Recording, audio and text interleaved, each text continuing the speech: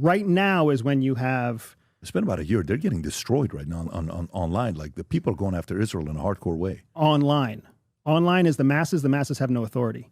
Well, what I'm concerned about is how do Western leaders treat them? How do you hear that, Rob? Yeah. The masses don't matter. Wow. And if the masses think they matter, that's why they're the masses. Israel understands. Online influencers, YouTubers, podcasters. We can talk and people can carry our voice, but what can we do to affect policy, man? Not a thing. Affecting policy isn't profitable either. So that's why YouTube can turn us off if they don't like what we have to say, right? Facebook can quiet you if they don't like what you have to say. So what power do we really have, right? We have to avoid certain keywords so that we don't get canceled by the organization, not by the internet. But do you think, for a guy that's very open about the fact that Mossad is extremely reckless, very open about the fact that, we don't have to solve Iran's problem because that's Israel's problem. We just give them the money and you go do it, right? What do you need? Here, go do it. It's on you. And you guys pretty much can self-sustain yourself. Even better, we don't give you the money. We sell you the weapons, so we make the profit, but you're still giving us. You're still buying in American dollars. So do you think the level of criticism Israel's been getting the last 2 years, people don't know the full story of the role they play that's positive for the world? 100%. Really? 100%. It's 100% true. I would have not guessed you would have said that. So I am a staunch supporter of Israel's importance to the United States. Holy shit. Tell me why. Absolutely. Because they are the first wall of fucking defense for us. There's a reason that we fucked everybody up so much at the end of World War II, because we had to build walls around the American boundary. We needed to manipulate Europe. NATO is there to protect us. We're not there to help Europe. NATO's there to protect us. Israel's there to protect us. We continue our presidents like Biden call the Saudi Arabian prince all sorts of horrible names and promise justice, but it never happens because Saudi Arabia protects us. Americans for sure don't want our enemies at the gate. So we let our enemies go to other gates. And then in diplomatic channels, military channels, and intelligence channels, we give them the tools to fight the fight. Why do we continue to support Ukraine? Because they are weakening Russia. That benefits us. Hurts Ukraine, but as a very pragmatic fact, a Ukraine death does not equal an American death. Not in the eyes of an American. Certainly not in the eyes of the American administration. Okay, so... if that's the case, and we're going with the role Israel plays, how have they gotten the reputation they have right now that they control American politicians, they fund American politicians, they're doing all this stuff? And by the way, it's documented. AIPAC spends the money. They're hardcore, or they're always going out there and, lobbying and, hey, we're this and we need you to come and we'll travel you and we'll send you this one. How have they gotten the level of criticism they have? And why isn't half the market believing them? They're like, nah, I'm not with you. I think you guys are, Trump is a puppet to Bibi and Israel, all this stuff that you started here. So a big part of that is because Israel doesn't trust us. They know we have set them up to take bullets instead of our people. They know that we put them into a country that's surrounded by their enemies. They understand that every proposition and accord that we try to force them into benefits us more than it benefits them. Israel's not stupid. Israelis are very, very smart, very entrepreneurial, very self-defensive. Like they understand that nobody's there to help them. We as Americans, we forget that we have institutions that protect us. We have partnerships that we believe in. We pay health insurance so that we're not going to get sick. Like we have this false idea that we're safe. Israelis don't carry that idea. They know they're not safe. So they do whatever it takes to get them just an inch more of security. So they reach back into the United States and they do lobby for what they believe in. And they do try to take advantage of markets when they can and leverage relationships when they can. I mean, there's this phenomenal book called Thou Shalt Prosper, written by a rabbi about why business benefits from these five principles of Hebrew, of Judaism. Phenomenal book. Every business leader should read this book. But in that, he very clearly lays out how the traditional beliefs of Judaism translate directly to business benefit. And the same thing I guarantee you applies in some other book to political benefit. Yeah, that is okay. So they know that we set them up. When you're saying we set them up, where else could have given them their land? That's by Jerusalem. So it's not like it's a setup, right? That was the location. That's what you're getting. We didn't have to help you. We helped you. You got the land. You're grateful. Explain to me the setup part, because I don't understand why they would think that we set them up for failure. I don't think they think we set them up for failure. I think they know that they can't trust us fully. I think they know that. Tell me why they don't trust us. Same reason Taiwan doesn't trust us. Why?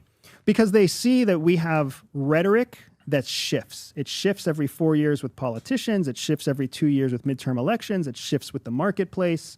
And CIA believes that all people are born with a spy secret superpower. For some people, that means they can win deals. For others, they can spot liars. Some can even seduce lovers. I built a free 3-minute test to help reveal to you exactly what your secret hidden superpower is. All you have to do is click on the link in the description below, take the test, and start using your spy superpower to stay ahead of 99% of people. it was the end of World War II that many of these quote unquote, new countries were born.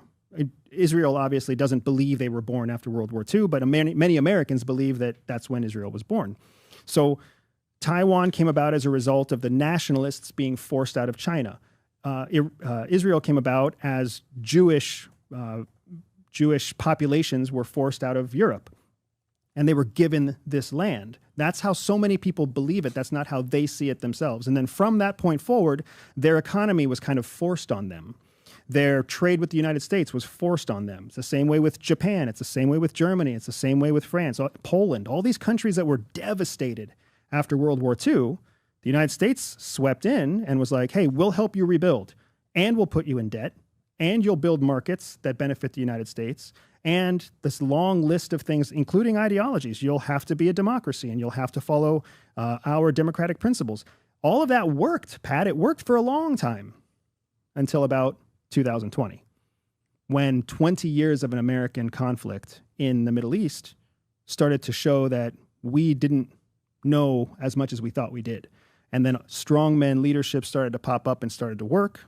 People like Putin, people like Netanyahu, in other countries of the world, we started to see a shift towards socialist beliefs and socialist practices rather than democracies. And they were working. Economies were building and growing. Militaries were winning in a way and America was distracted for 20 years. That's what changed everything recently. So let's move on from how they feel about us and how we feel about them. How does Russia and China feel about Israel? I think that Russia and China look at Israel and they see pragmatic decision making. And that is something that our adversaries appreciate because there's no ideology involved there. Whether you like Netanyahu's ideology or not, whether you care that he's a right-wing supporter or not, what he is pragmatically doing is destroying, step by step, the enemies that surround Israel, which will guarantee Israel's security for 5 years, a decade, 15 years, 20 years. He's doing as much damage as he can to Israel's enemies, which are all America's enemies, in the time that he can before he's essentially forced to back off of his warpath. And when he has to back off of his warpath, then we'll see what the criminal courts of Israel have to say about him. So he doesn't quite know what the future holds. But other strongman leaders, China and Russia, see that and they say, America's supporting that. So what America says to its people and what America does in policy is not always the same. And how can we use that? So criminal courts in Israel, when he's done, it could be very nasty for BP. Could. So but he could end up being a useful individual for people that want peace there. But to Russia, what issues does Russia have with Iran? Doesn't Russia have a better relationship with Iran than Israel? Oh yeah, for sure. So then does Russia indirectly view Israel as would Russia rather see Israel get weaker or Iran get weaker? Because they help Iran. So and Iran buys from them, no? Like they go back and forth. So what What Russia wants is Iran dependent on Russia. And as long as Iran can be hurt, damaged, put in a box, they will just become that much more dependent on Russia. What Russia and China need are strong, dependent, I want to call them allies, but allies implies that you have a common ideology, right? What they want is partnerships that are pragmatically predictable. And as long as Iran has no other friends in the world, they're going to keep going to China and Russia. As long as China has no other friends in the world, it's going to keep going to Russia and vice versa. Okay. And I know Iran has these drones that they sell to Russia. They're known for the weapon that they're selling. So that's like where the revenue comes from as well for them. But say somebody wants to now flip it. So we just saw the motivation. Why would U.S. want to see Iran fall? For what? It's not our problem. Let Israel deal with it. Right? Let somebody else deal with it. But then why did they back then create a coup and allow Iran to fall? Those were the years before government oversight. So that was the left hand reckless, and the right hand not knowing what each other was doing. And so Kissinger promised Shah that they would help and that they would allow him to use the hospitals and all this other stuff. And at the last minute, they didn't help him. And there could be a possibility that Kissinger wasn't necessarily reporting everything to Carter, that Kissinger may have been more powerful than Carter was. And these are all suspicions that can't be validated, but are completely probable. And that's what sucks so much about the days before oversight. This guy was a very powerful guy. Oh, yeah. Feared, hated, powerful, interesting, womanizer, all in one. Very interesting. Okay, so let's go here. So today, if somebody today wants to see Iran fall, and they're in politics, they're actually on the inside. If somebody today, from the eye of a CIA agent today, knowing, say, a former CIA officer, clandestine, that you've been around, how would you be able to succeed today? How would you do it today? Knowing all the players, knowing where people are at, knowing who would want to see it, no one who doesn't give a shit about getting involved. It's not our top 10 problems that we have right now. President Trump sat right there and said to me, yeah, we have so many problems in America. You want me to think about Iran? We have so many things that we're dealing with ourselves, right? How would one go about doing it if they're from the States? You always have to approach things with multiple avenues, multiple ways in.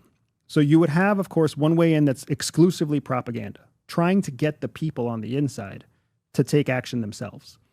Propaganda is alive and well everywhere. Don't just think that it's Russians doing it to us. We do it all over the world as well. We call it information warfare. So one route is through propaganda. Another route is through paramilitary or guerrilla support to known revolutionaries that are in country. That's why you have Green Berets. That's why you have CIA paramilitary. That's why you have elements of government whose job it is just to support, train, arm, equip known revolutionary forces that are in any given country. But then you would also want to reach in using your intelligence services to create bot activity, cyber activity. So you could create more chaos from known opinions that are already happening in country. Anywhere you go, there's always people who disagree. So if you really want an argument to get bigger and bigger, all you have to do is fuel both sides of the argument. So hack an algorithm, create a bunch of fake bots that comment and like and whatever else, and now you just made an argument bigger. So you have all three of those elements before you start talking about foreign intelligence partners that do have reach into that country.